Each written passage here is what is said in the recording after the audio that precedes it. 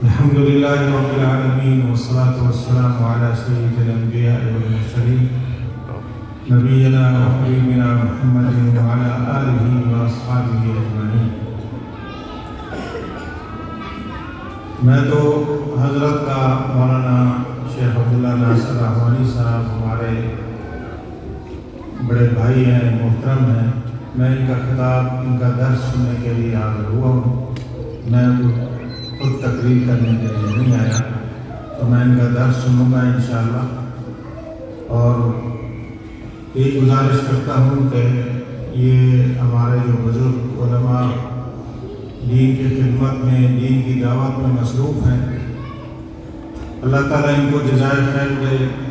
ان کے سفر، ان کی سفر کی دشواریاں، تکالیف، اللہ اس پر ان کو اجر دے، اللہ ان کی محنت قبول فرمائے.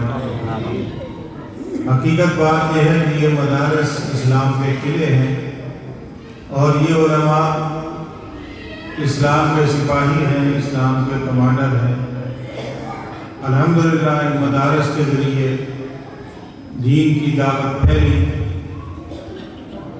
ابھی میرا عزیز اپنا شورش صاحب یہ بتا رہے تھے کہ میں اس ادارے میں پڑھتا رہا ہوں، بلکہ استاد محترم شیخ محمد شریف صاحب بھی بتا رہے تھے. بالکل مجھے یاد ہے، بچپن میں یہی پڑھتا رہا. اور یہ اللہ کا فضل ہے کہ اللہ نے قرآن حدیث کی تعلیم ہمیں پڑھنے کا موقع دیا، اور اس کے بعد اللہ نے قرآن اور حدیث اور اہل حدیث کا خادم بنایا، اہل حدیث کی خدمت کی اللہ نے ذمہ داری دی. تو یہ میرا خیال ہے یہاں اکثر جو بیٹھے نوجوان ہیں، تو آپ سب نوجوانوں کے لیے یہ ایک میسج ہے کہ آپ اگر محنت کریں، کوشش کریں، اللہ سے توفیق مانگیں، تو آپ کل کو دین کا، امت کا بہت سارا کام کر سکتے ہیں. اور میں نہیں کہتا کہ میں وہ بڑا بن گیا ہوں، لیکن اس جو ہماری یہاں پاکستان کی صورتحال ہے، اس میں میرا خیال ہے جتنا بھی کوئی ظاہری بڑی ذمہ داریاں ہیں، اللہ کی توفیق سے اللہ نے وہ ساری دی ہیں. وفاقی وزیر بنایا، سینیٹر بنایا، ایم ایل اے بنایا، جماعت اسلاف کی جماعت، اہل حدیث کی جماعت کا اللہ نے خادم بنایا، امیر بنایا. ایک اور بہت بڑے اعزازات ہیں. میں ایک طالب علم ہوں، اللہ کا محتاج ہوں، کمزور آدمی ہوں، لیکن اللہ نے بڑا فضل کیا.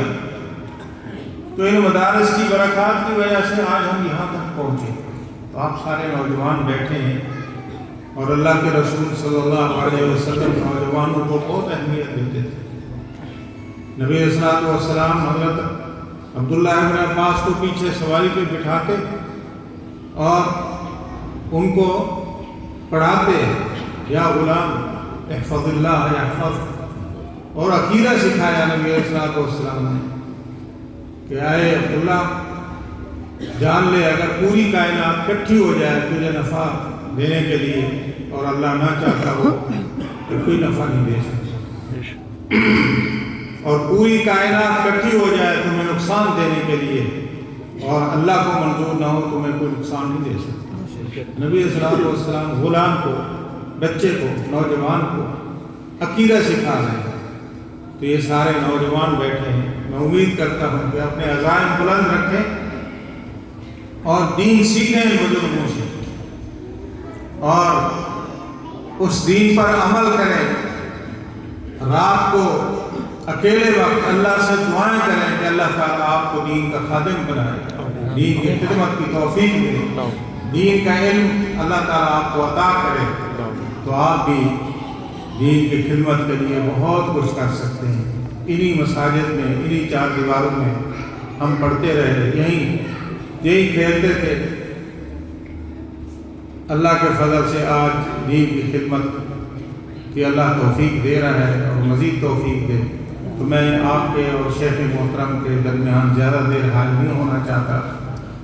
صرف یہی میرا پیغام ہے نوجوانوں کے لیے، مرکز جمعیت اہل حدیث پاکستان کا یہی پیغام ہے کہ یہ مدارس اسلام کے قلعے ہیں، اور یہ علماء ہمارے سروں کا تاج ہے، ہمارے ماتھے کا جھومر ہے۔ ہم ان کی قدر کریں، ان کا احترام کریں، ان کی عزت کریں، اور ان کے علم سے استفادہ حاصل کریں، مجھے اطلاع ملی، میں ڈیرہ غازی خان سے حضرت کی تشریف آوری سے پہلے یہاں پہ پہنچا کہ انشاءاللہ حضرت کی زیارت بھی کریں گے، اور حضرت کے درس، حضرت کے پند و نصائح بھی سنیں گے انشاءاللہ۔ اللہ سے دعا کرتا ہوں اللہ تعالیٰ ہمیں ان کے علم سے فائدہ حاصل کرنے کی توفیق دے، اور اللہ تعالیٰ ان کی جہود کو قبول فرمائے، دن دگنی رات چگنی اللہ تعالیٰ برکتیں اور ترقیاں عطا فرمائے، اللہ تعالیٰ ان کو صحت دے، تندرستی والی لمبی زندگی دے۔ شیخ محمد شریف چنوانی صاحب، اللہ تعالیٰ ان کی جہود کو بھی قبول فرمائے، اور اللہ تعالیٰ مزید دین کی خدمت کرنے کی ہم سب کو توفیق عطا فرمائے۔ اقول قولی ھذا واستغفر اللہ۔